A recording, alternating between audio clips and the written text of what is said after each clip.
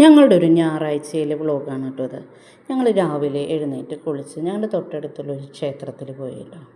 അവിടെ നിന്ന് തൊഴുതൊക്കെ കഴിഞ്ഞ് ഞങ്ങളിറങ്ങി. അമ്പലത്തിൽ പോയി വന്നാൽ മനസ്സിന് ഭയങ്കര ഒരു റിലാക്സ് ആണല്ലേ. നിങ്ങൾക്കും അതുപോലെ തന്നെയല്ലേ എന്നും ഫീൽ ചെയ്യാറ്. അങ്ങനെ അമ്പലത്തിലൊക്കെ പോയി വന്നതിന് ശേഷം ഞങ്ങൾ രാവിലെ ബ്രേക്ക്ഫാസ്റ്റ് കഴിക്കാനിരുന്നു കേട്ടോ. ബ്രേക്ക്ഫാസ്റ്റിന് ഉണ്ടാക്കിയത് ഇഡ്ഡലിയും ദോശയും ചമ്മന്തിയും ഒക്കെയാണ്. എല്ലാവർക്കും ഈ ദോശ ഇഡ്ഡലിയേക്കാളും താല്പര്യം ദോശയാണ്. എന്നിരുന്നാലും ഞങ്ങൾ രാവിലെ ഇഡ്ഡലിയും ദോശയും ഒക്കെ എല്ലാവരും കൂടി ഇരുന്ന് കഴിച്ചു കേട്ടോ. എല്ലാവർക്കും വളരെ താല്പര്യമുള്ളൊരു കാര്യം. പിന്നെ സൺഡേ സ്പെഷ്യലായിട്ട് ഞങ്ങൾ ബിരിയാണിയാണ് ഉണ്ടാക്കിയത്. ബിരിയാണിയും ചിക്കൻ ബിരിയാണിയാണ് ഉണ്ടാക്കിയത് കേട്ടോ. ഞാനെന്നും വീട്ടിൽ തന്നെയാണ് ബിരിയാണിയൊക്കെ ഉണ്ടാക്കാറ്, അങ്ങനെ വാങ്ങിക്കാറൊന്നുമില്ല.